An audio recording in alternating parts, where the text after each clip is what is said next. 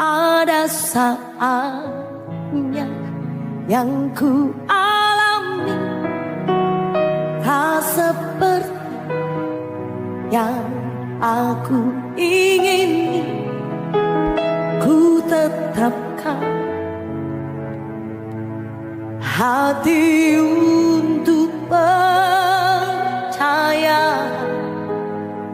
di hadapan Tuhan. Bapak Ibu katakan, ada saatnya yang ku ada, seringkali aku tak mengerti. Ku memilih untuk tetap setia.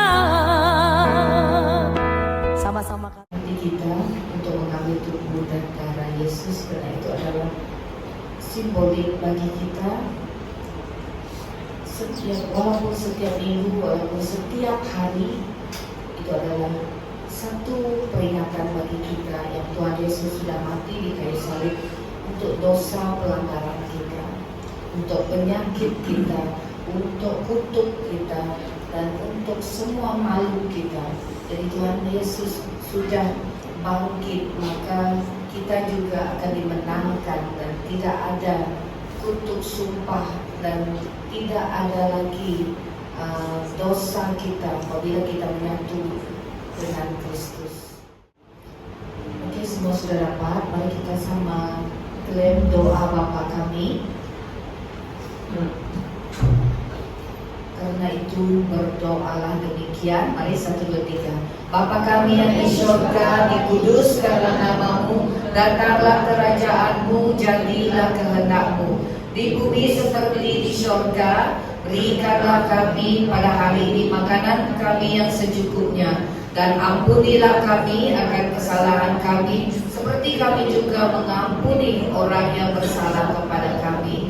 Dan janganlah membawa kami ke dalam percobaan, tetapi lepaskanlah kami daripada yang jahat. Karena Engkaulah yang mempunyai kerajaan dan kuasa dan kemuliaan sampai selama-lamanya. Amin.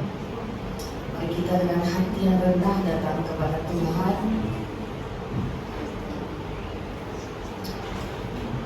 Di sini saya klaim firman Tuhan.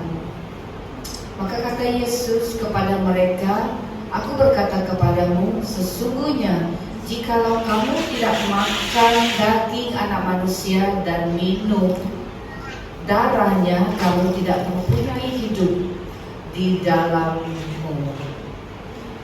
Barang siapa makan dagingku dan minum darahku, ia mempunyai hidup yang kekal, dan aku akan membangkitkan dia pada akhir zaman.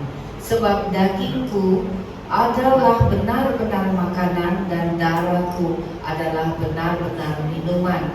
Barang siapa makan darahku dan minum darahku, ia tinggal di dalam aku dan aku di dalam dia. Sama seperti Bapa yang hidup mengutus aku dan aku hidup oleh Bapa, demikian juga barang siapa yang memakan aku akan hidup oleh aku. Inilah roti, mari kita angkatkan roti.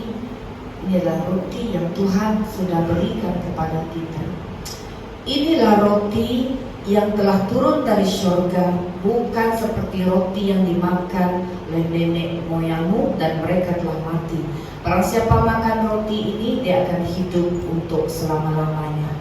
Mari kita angkat roti ini dan kita akan pecahkan di dalam tangan Tuhan Yesus. Haleluya, haleluya, haleluya. Kita makan dan setiap roti ini yang sudah dipecahkan dan kita makan di dalam nama Tuhan Yesus, agar terjadinya suatu kehendak Tuhan di dalam hidup kita. Dan di sini, dan ketika mereka sedang makan, Yesus mengambil roti dan mengucap berkat, memecah-mecahkannya, lalu memberikannya kepada muridnya dan berkata, ambillah, makanlah, inilah tubuhku. Kita makan dalam nama Yesus.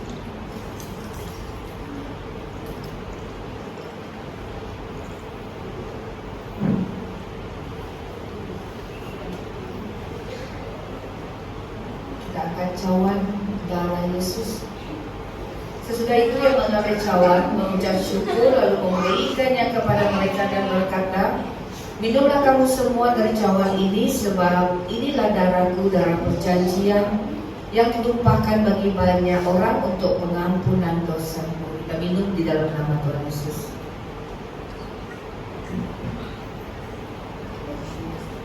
Haleluya. Haleluya Bapa. Kami yang kami kenal di dalam nama Tuhan Yesus. Hari ini kami memperingati tubuh dan darah-Mu adalah satu saksi bagi kami ya Tuhan, yang Kau sudah mati di kayu salib bagi dosa kami, bagi pelanggaran, bagi setiap kutuk dalam hidup kami ya Bapa. Saat ini kami sudah dimerdekakan di dalam nama Tuhan Yesus. Hari ini juga ya Tuhan, kami sudah menyatu dengan Kristus. Kami sudah bersatu dengan Bapa di sorga karena Roh Tuhan tinggal di dalam kami tinggal di dalam Bapa di sorga. Terima kasih Tuhan Yesus untuk tubuh dan darah-Mu ya Tuhan, terus memberi kekuatan dan juga memberikan kepada kami sesuatu yang baru dalam hidup kami, karena yang lama sudah berlalu dan yang baru sudah datang dalam hidup kami. Dan sentiasa Tuhan memberikan kekuatan yang baru dan urapan yang baru untuk kami mulai dari hari ini sampai selama-lamanya, untuk sebagai bekalan dalam hidup kami ya Tuhan, dari hari ini sampai selama-lamanya. Kami mengucap syukur dan terima kasih Tuhan karena Kau sudah menyertai kami dan juga telah memberkati sepanjang umur hidup kami Bapa. Terima kasih Tuhan Yesus. Haleluya. Dalam nama Tuhan Yesus kami telah berdoa. Amin. Haleluya. Ya, puji Tuhan, syukur pagi ini kita masih tetap memuji dan menyembah Tuhan di tempat ini, karena Tuhan itu sungguh baik, Tuhan itu sungguh besar dalam hidup kita.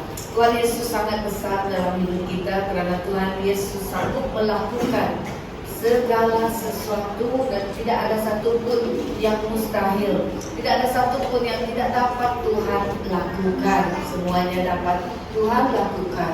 Di sini Tuhan mau kita bertobat. Jangan datang ke rumah Tuhan setiap hari Minggu, setiap hari Ahad beribadah, tetapi kita tidak pernah bertobat. Tuhan mau kita sentiasa menyerahkan diri kepada Dia, supaya Dia yang memimpin hidup kita, seperti Paulus. Seperti Paulus kita melihat, sebelum itu kita baca, sebelum itu saya mau kita semua membuka di dalam Lukas 15 ayat 18 hingga ayat yang ke-20. Kita baca Lukas 15 ayat yang saya ambil dari shortcut di sini ya. Kita ambil ayat yang ke-18 hingga ke ayat yang ke-20. Mari kita sama-sama baca. Aku akan bangkit dan pergi kepada Bapakku dan berkata kepadanya, Bapa, aku telah berdosa terhadap surga dan terhadap Bapa. Aku tidak layak lagi disebutkan anak Bapa. Jadikanlah aku ini sebagai seorang bahan Bapa. Maka bagaimana ia dan pergi kepada bapaknya. Ketika yang masih jauh, ayahnya telah melihatnya, lalu tergeraklah hatinya oleh belas kasihan. Ayahnya itu berlari mendapatkan dia, lalu merangkul dan mencium dia. Di sini siapa anak ini?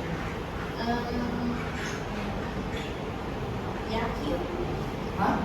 Yakub? Tiba-tiba Yakub? Saya. Hah? Sampai semua. Ya, semua. Kita semua di sini, anak ini adalah mewakili kita semua. Kita semua telah berdosa dan kita semua juga telah berdosa, berbuat dosa terhadap surga dan terhadap Bapa, dan tidak lagi layak disebut anak Bapa. Jadi kalau aku sebagai salah seorang umpahan Bapa, maka bangkitlah ia dan pergi kepada bapanya ketika ia masih jauh. Ayahnya telah melihat, lalu tergeraklah hatinya oleh belas kasihan ayahnya, lalu berlari mendapatkan dia, lalu merangkul dan menciumnya. Di sini adalah cerita seorang kaya yang mempunyai 2 orang anak. Dan nanti kalau orang baca, seorang kaya yang mempunyai 2 orang anak. Jadi satu anak dia adalah menuruti kata bapak, yang satu ini adalah hilang, menjauhkan diri daripada bapaknya. Sebab dia adalah keinginan hati dia, keinginan daging dia adalah untuk memuaskan hidupnya, memuaskan dirinya dengan hal-hal duniawi. Nah, di sini kita dapat belajar, anak ini dia sudah menjauhkan diri daripada bapak, daripada keluarganya, karena dia ingin pemberontakan terjadi, karena dia mau hidup dalam kekayaan, dia mau hidup di dalam kesenangan, dia mau hidup freedom, tidak ada siapapun yang mengganggunya. Tetapi bila akhir cerita ini adalah apabila kita membaca dari ayat 1 hingga ayat yang ke-17, dia sudah tidak ada apa-apa lagi. Tidak ada apa-apa lagi. Dia tinggal cuma sampaikan makanan pun dia tidak sanggup membeli lagi, sehingga dia makan makanan babi. Kan? Ada baca? Ya, pastikan orang baca, orang tak tahu cerita ini. Sampai dia makan makanan yang bukan untuk manusia, tetapi makanan yang menjijikan, itu makanan babi, makanan peternakan babi, itu yang dia makan. Karena dia sudah tidak ada hubungan lagi dengan keluarganya. Tetapi di sini kan kita melihat, apabila dia dari jauh dia sudah datang, tetapi siapa yang merangkul dia? Bapa dia merangkul dia dan mencium dia, karena dia berbalik. Sini kita mau belajar, Tuhan mau kita berbalik seperti anak ini. Anak ini sudah hilang daripada Tuhan, dia hilang daripada keluarganya, dia menghilangkan diri sebab dia sudah dibagi bahagian dia, harta yang dia miliki sudah dihabiskan, karena dia mau hidup dengan mewah, hidup dengan kesenangan di dunia ini, menghabiskan pesta pora dalam hidup dia. Tetapi apabila last sekali dalam hidup dia, apabila dia tidak ada apa-apa lagi, jangan sampai kita seperti anak ini, sampai kita tidak ada apa-apa lagi baru kita pulang kepada Tuhan. Di sini tadi kita nyanyikan lagu tadi adalah Tuhan itu lebih besar. Tuhan itu adalah tidak terlambat pertolongan Tuhan. Di sini Tuhan tidak pernah terlambat apabila kita mau datang kepada Tuhan. Apabila kita mau datang kepada Tuhan, jadi Tuhan ini tidak pernah terlambat untuk menolong kita. Ya, di sini saya mau kita juga belajar dari anak ini adalah mewakili kita sendiri. Kalau kita sendiri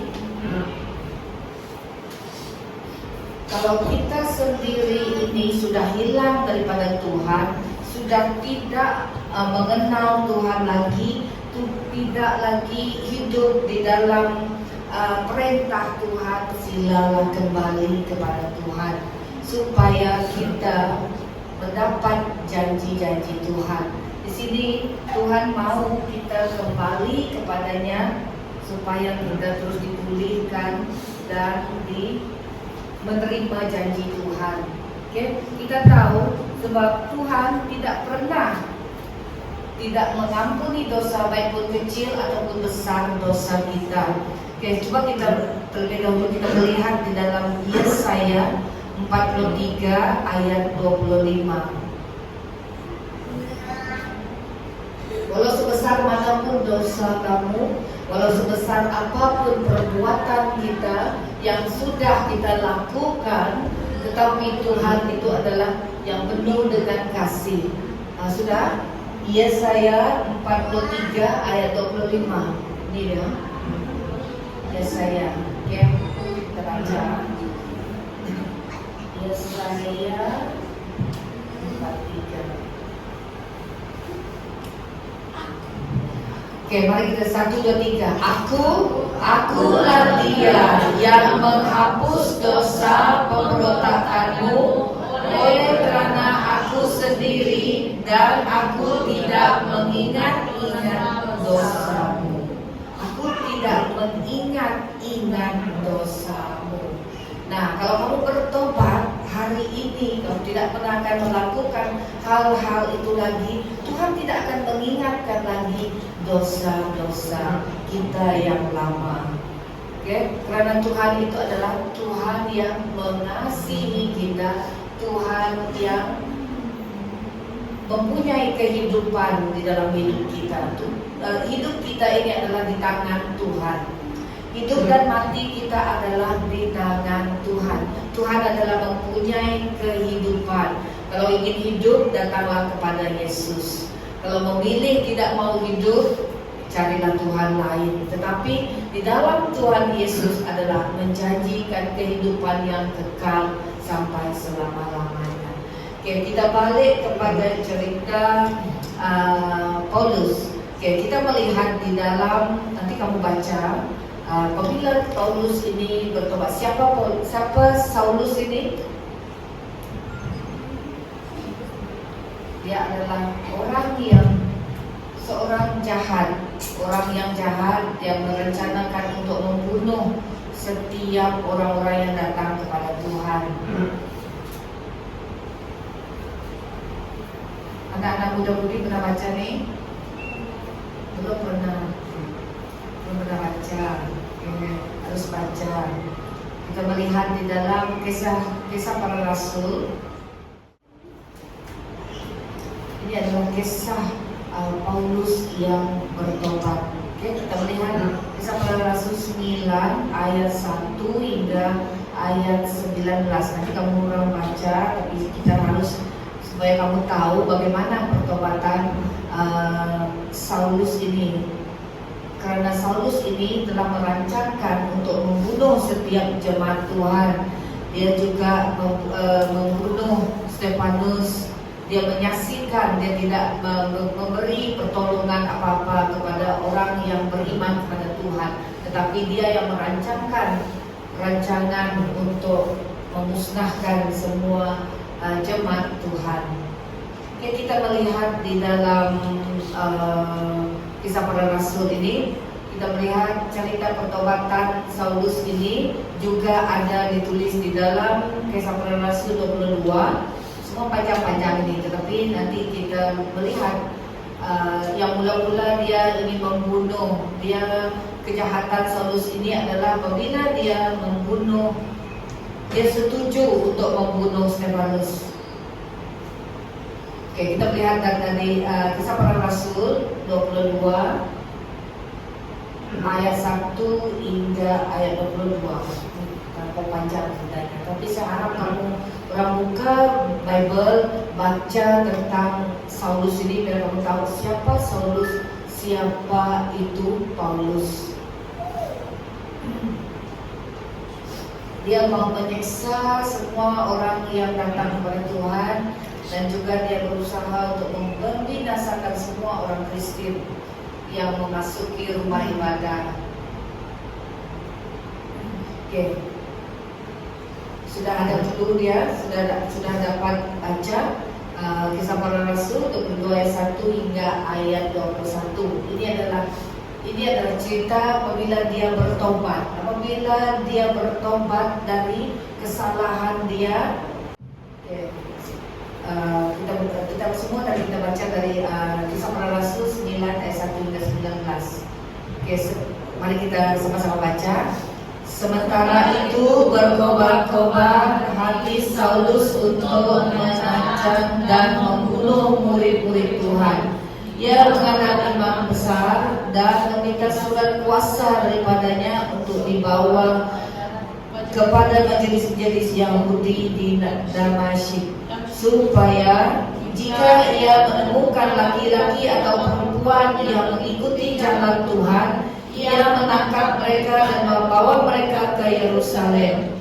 Dalam perjalanan ke Damaskus, ketika ia sudah dekat kota itu, tiba-tiba cahaya memancar dari langit mengelilingi dia. Ia lempah ke tanah dan kedengaranlah olehnya suatu suara yang berkata kepadanya, "Saulus, Saulus, mengapakah engkau menganiaya aku?" Jawab Saulus, "Siapakah engkau, Tuhan?" Katanya, "Akulah Yesus yang kau aniaya itu. Tetapi bangunlah dan pergilah ke dalam kota, di sana akan dikatakan kepadamu apa yang harus diperbuat." Maka termangu-mangulah teman-temannya seperjalanannya, karena mereka memang mendengar suara itu tetapi tidak melihat seorang juga pun. Saulus bangun dan berdiri, lalu membuka matanya, tetapi yang tidak dapat melihat apa-apa. Mereka harus menuntut dan masuk ke Damaskus. 3 hari lamanya ia tidak dapat melihat, dan 3 hari lamanya tidak makan dan minum.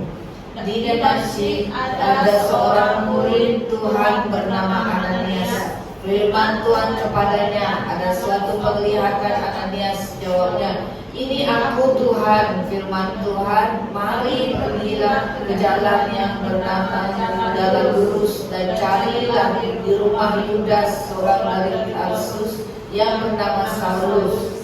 Ia sekarang berdoa, dan dalam suatu penglihatan ia melihat bahwa seorang yang bernama Ananias masuk ke dalam dan menumpangkan tangan ke atasnya supaya dapat melihat lagi." Jawab Ananias, "Tuhan, dari banyak orang telah kudengar tentang orang itu, betapa banyaknya kejahatan yang dilakukannya terhadap orang-orang kudus-Mu di Yerusalem. Dan ia datang kemari dengan kuasa penuh dalam imam-imam kepala untuk menangkap semua orang yang memanggil namanya. Tetapi firman Tuhan kepadanya, "Pergilah, sebab orang ini adalah alat pilihan bagiku untuk memberikan namaku kepada bangsa-bangsa lain serta raja-raja orang Israel, dan aku sendiri akan menunjukkan kepadanya betapa banyak penderitaan yang harus ia tanggung oleh kerana namaku." Lalu pergilah Ananias ke situ dan masuk ke rumah itu. Ia menumpangkan tangan ke atas Saulus. Katanya, "Saulus, saudaraku, Tuhan Yesus telah menampakkan diri kepadamu di jalan yang kau lalui, telah menyuruh aku kepadamu supaya engkau dapat melihat lagi dan penuh dengan Roh Kudus." Dan seketika itu juga seolah-olah selaput gugur dari matanya sehingga ia dapat melihat, dan ia bangun lalu dibaptis, dan setelah itu ia makan, pulihlah kekuatannya. Amin.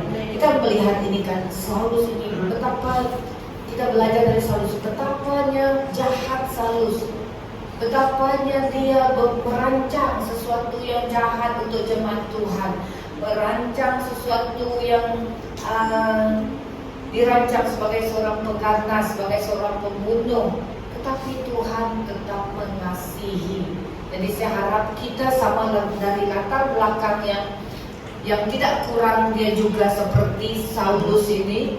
Kita sama-sama dulu merancang kejahatan terhadap orang-orang yang mengenal Tuhan, betul? Mungkin kita ada menghujat mereka, apa sembahyangnya, nada itu lihat tidak ya, itu sama juga kan, sama seperti Paulus, seperti Saulus itulah kita. Nah, tetapi di sini Tuhan, apabila Tuhan menegur Saulus ini, anggaplah ibadah kita hari ini. Tuhan menegur kamu semua, kita semua, melalui cerita yang kita dengar, melalui cerita Saulus ini. Tuhan mau kita bertobat sepenuhnya supaya kita tidak buta. Di sini Saulus buta. Apabila dia berjumpa dengan Tuhan Yesus, dia terus buta. 3 hari buta, 3 hari 3 malam, dan dia tidak dapat makan dan tidak dapat melihat dalam 3 hari 3 malam. Jadi dia tidak dapat makan dan minum. Nah, kita tidak mau apabila kita menentang kehendak Tuhan di dalam hidup kita, kita sama senasib dengan Saulus ini. Sekarang ini, apabila kita sudah datang, anggaplah hari ini adalah hari pertobatan kita, tidak pernah akan melakukan hal yang sama lagi. Nah, supaya kita, sebab malam tadi, apabila kami persekutuan doa, Tuhan juga menegur. Tuhan juga menegur di dalam Ratapan 3 ayat 28. Ratapan 3 ayat 28 itu adalah teguran daripada Tuhan supaya kita sentiasa ingin melakukan kehendak Tuhan semasa kita hidup di muka bumi ini. Jangan kita mau yang manis-manis, yang sedap-sedap, yang elo-elo. Jangan kita mau semua itu. Tetapi biarlah kita ditegur Tuhan. Seperti Saulus ini, dia adalah orang yang hebat. Dia juga orang yang mempunyai kuasa. Tetapi di dalam Tuhan tidak ada yang dapat mengalahkan kuasa Tuhan.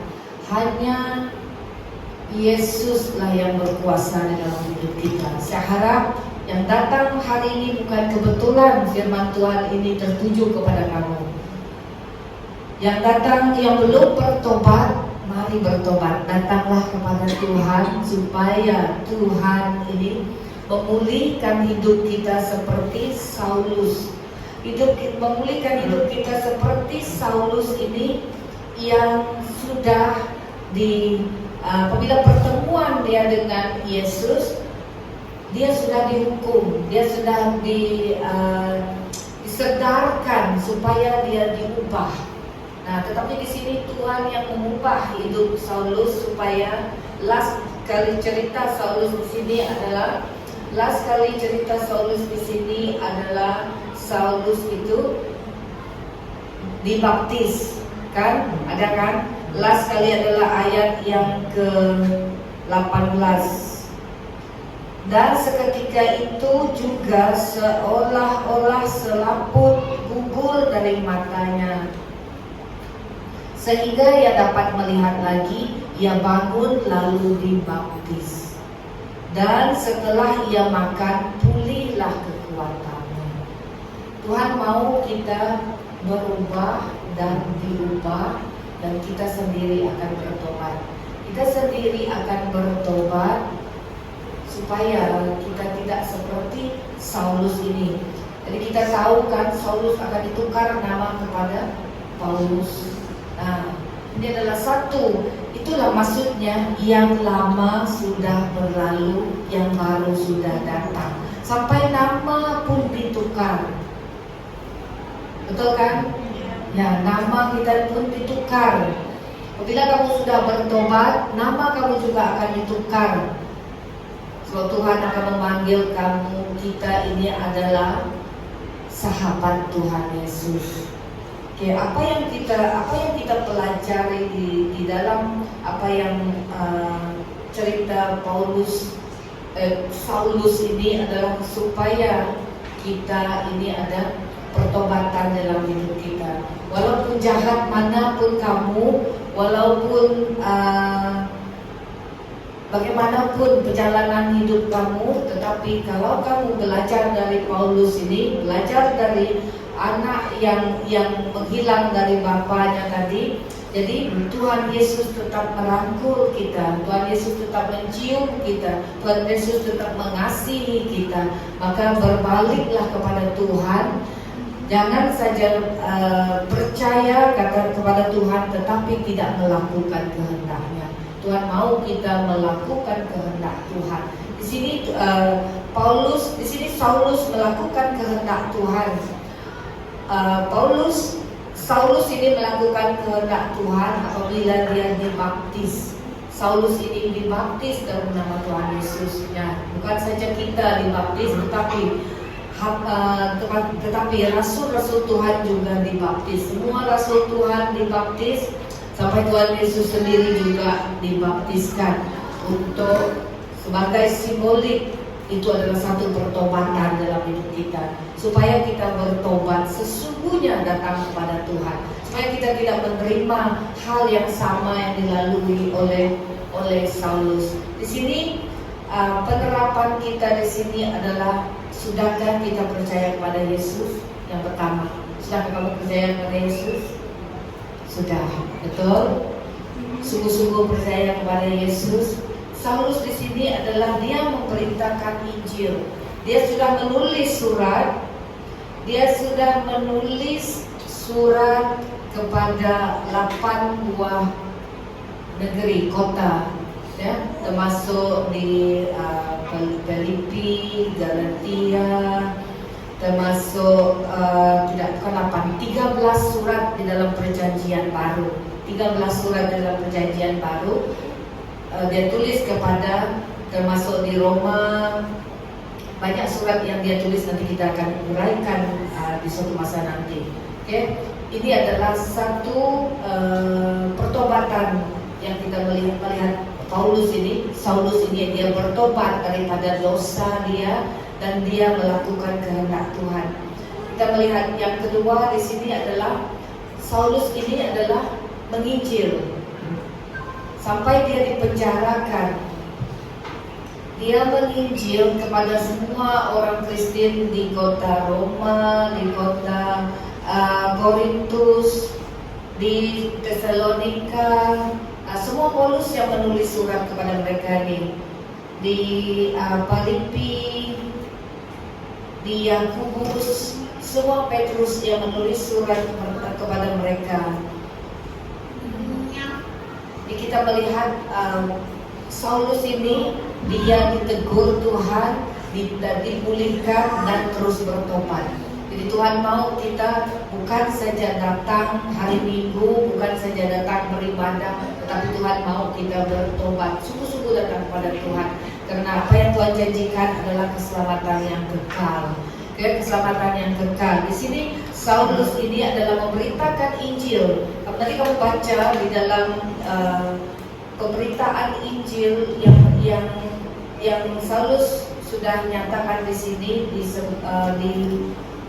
surat kepada Galatia, surat kepada Korintus. Surat yang pertama adalah kepada Korintus, kepada Galatia,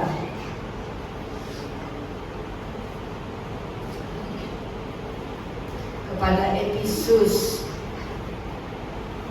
pada jemaat di Filipi. Itu adalah tanda, ya.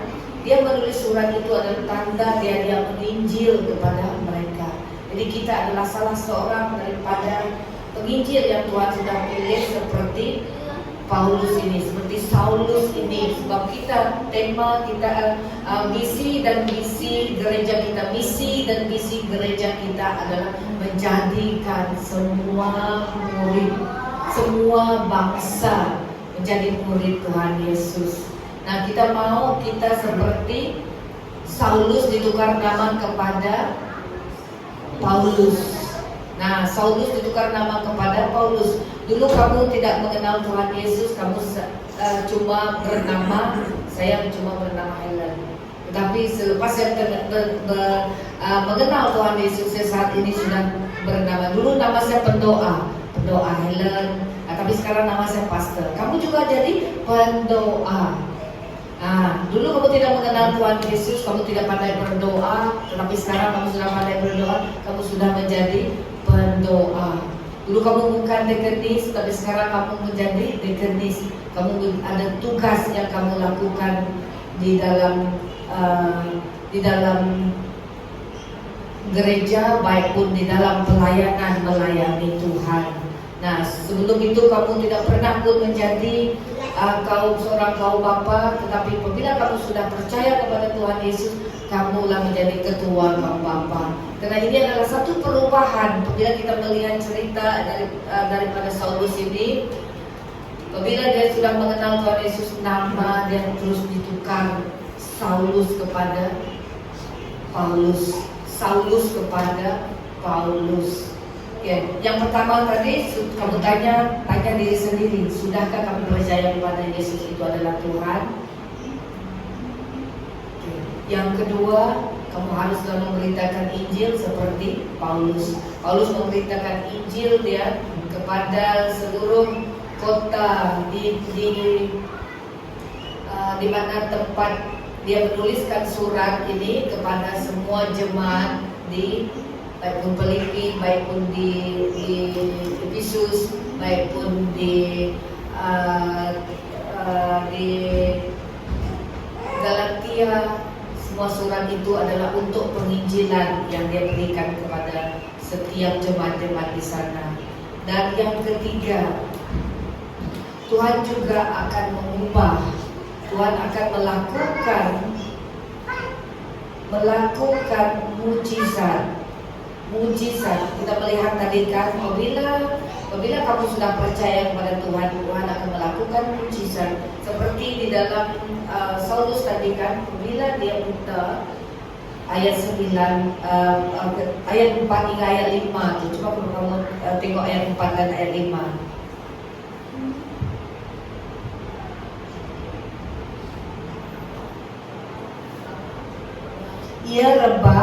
Ia rebah ke tanah, dan kedengaranlah olehnya suatu suara yang berkata kepadanya, Saulus, Saulus, mengapakah engkau menganiaya aku? Jawab Saulus, siapakah engkau Tuhan? Katanya, akulah Yesus yang kau aniaya itu. Tetapi bangunlah ia dan pergilah ia ke kota, di sana akan dikatakan kepadamu apa yang harus kau perbuat. Dan dia terus pergi ke kota itu, dan Tuhan mengatakan, kamu akan pergi ke kota itu supaya kamu tahu apa yang harus kamu perbuat. Oke, di sini kita melihat apa yang kita harus perbuat apabila kita menjadi Paulus ini tadi. Kita juga memberitakan firman Tuhan, kita memberitakan Injil kepada setiap orang. Di sini Tuhan mengingatkan kita di dalam Matius 10 ayat 40 hingga ayat 42, supaya kamu jangan takut. Jangan takut. Biarlah kita seperti Paulus ini, walaupun dia seorang pembunuh, mesti orang mau membunuh dia kan. Dia seorang yang menganiaya orang Kristen, tetapi orang pun akan mau membalas. Tetapi dia tidak pernah akan takut kepada orang, semua jemaat-jemaat di mana dia menuliskan surat itu. Kita melihat di dalam Matius 10 ayat 40 hingga ayat 42. Barang siapa menyambut kamu, ia menyambut aku. Dan barang siapa menyambut aku, ia menyambut dia yang mengutus aku. Barang siapa menyambut seorang nabi sebagai nabi, ia akan menerima upah nabi. Dan barang siapa menyambut seorang benar sebagai orang benar, ia akan menerima upah orang benar.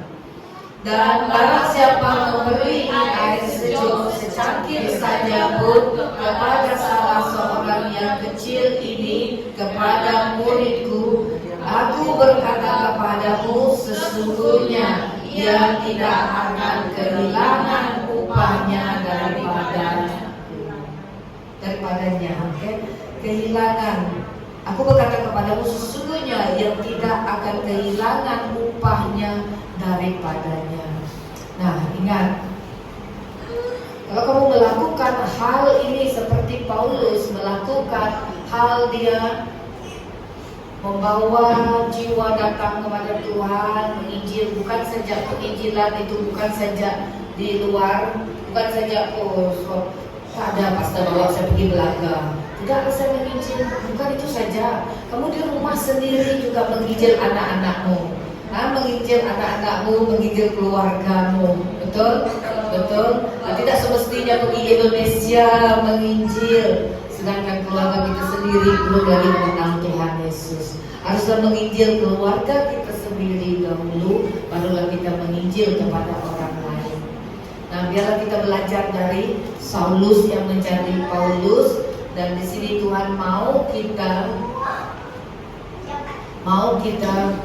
memberitakan firman Tuhan, mau memberitakan Injil Tuhan, dan juga mau bertobat dan dibaptiskan di dalam nama Tuhan Yesus.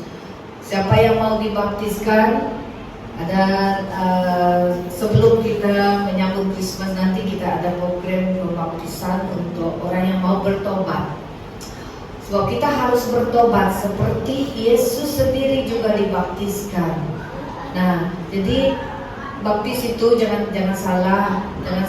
Apabila sudah dibaptiskan kamu bebas melakukan hal-hal yang jahat. Selepas dibaptiskan kamu terus kembali kepada hal-hal yang lama. Jangan salah. Tidak. Baptisan itu bukan tiket, bukan satu password, bukan satu jalan bagi kamu untuk ke surga. Tidak. Tapi baptisan itu adalah satu simbolik kamu adalah bertobat daripada dosa. Nah, kalau kamu bertobat, walaupun 10 kali sudah kamu dibaptis, tapi kamu tidak pernah bertobat, kamu tidak akan melihat kerajaan surga. Jadi di sini Tuhan mau barang siapa yang mendengarkan ia hendaklah mendengarkan aku. Lukas 10 ayat 16. Barang siapa mendengarkan kamu, ia mendengarkan aku. Barang siapa menolak aku, ia menolak dia yang mengutus aku. Nah, jangan sekali-kali kamu menolak apa firman yang Tuhan ajarkan hari ini.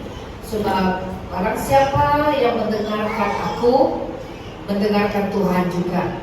Barang siapa menolak aku, menolak Tuhan. Barang siapa menolak Yesus, menolak Bapa di surga. Ia menolak dia yang mengutus aku. Jadi kamu semua boleh melakukan menginjil keluargamu, menginjil kawan-kawan, menginjil saudara-maramu, karena Tuhan itu yang menyatakan kepada kita, barang siapa yang menolak kamu, ia menolak Yesus.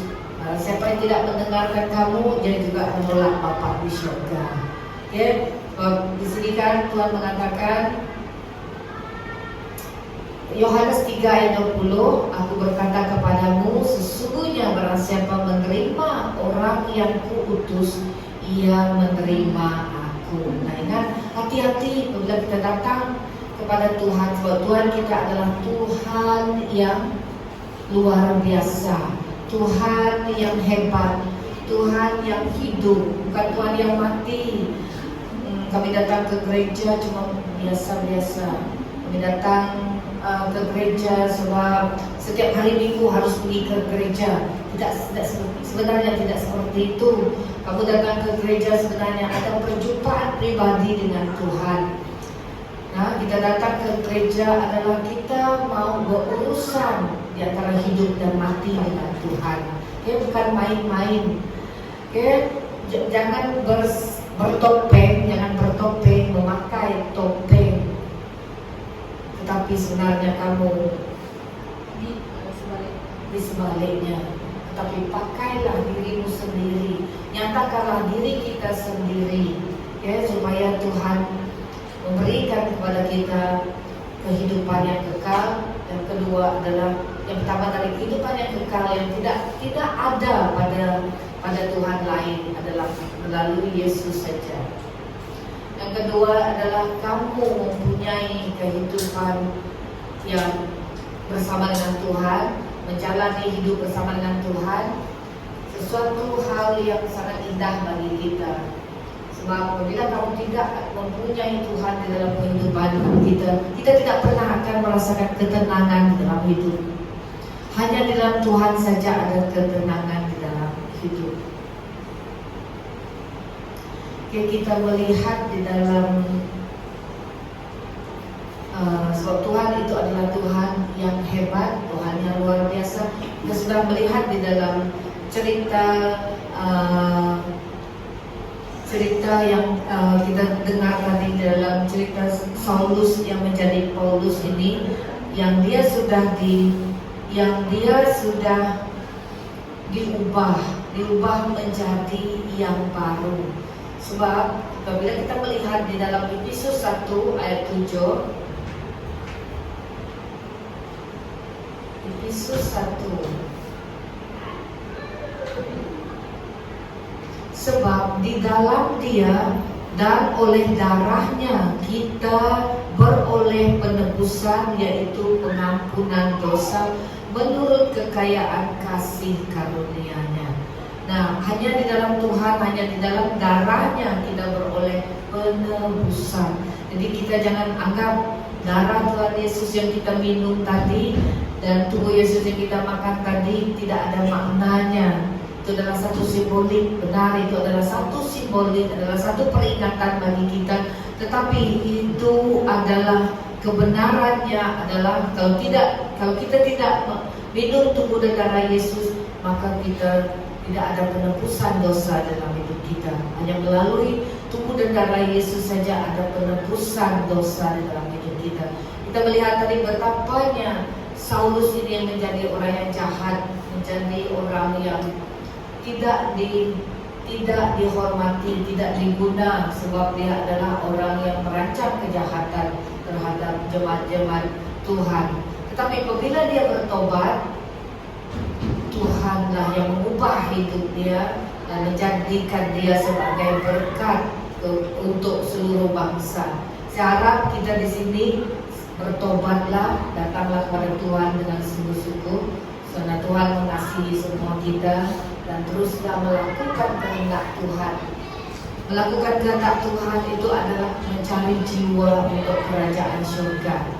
Melakukan kehendak Tuhan itu adalah apa yang Tuhan lakukan, apa Yesus lakukan semasa dia masih di bumi ini, itulah yang kita lakukan. Kita sentiasa menjalin hubungan yang baik dengan sesiapapun, dan kita juga selalu beribadah kepada Tuhan. Jangan sekali-kali meninggalkan ibadah kita. Itu adalah satu perintah Tuhan dalam hidup kita.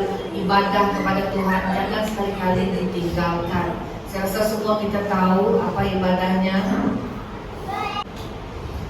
Ibrani 10 ayat 25, janganlah kita menjauhkan diri dari pertemuan-pertemuan ibadah kita seperti yang dibiasakan oleh beberapa orang, tetapi marilah kita saling menasihati dan semakin giat melakukannya menjelang hari Tuhan yang mendekat.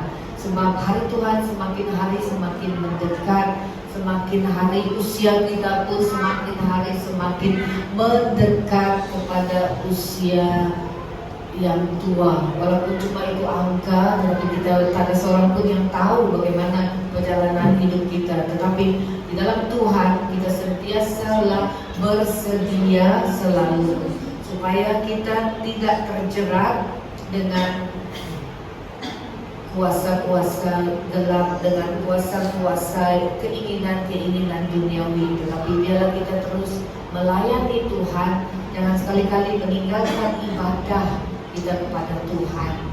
Mulailah bertobat dari sekarang sampai kedatangan Tuhan kali kedua. Di Paulus ini adalah satu pengajaran bagi kita supaya kita tahu bagaimana ceritanya orang yang jahat diubah Tuhan menjadi orang yang mulia, menjadi orang yang menjadi berkat kepada bangsa-bangsa. Saya harap kita adalah menjadi berkat kepada seluruh bangsa, seluruh suku bangsa, baik pun di Sarawak, baik pun di Malaysia, baik pun dimanapun kita berada. Saya harap kita tidak akan sia-sia datang kepada Tuhan, tapi biarlah kita bertobatlah. Selalulah datang kepada Tuhan dengan hati yang sungguh-sungguh ingin melayani Tuhan, bukan cuma datang untuk menggenapi kedatangan sepanjang tahun, tapi datanglah kepada Tuhan dengan sungguh-sungguh melakukan kehendak Tuhan. Itu saja yang saya mau kongsikan. Tuhan Yesus memberkati.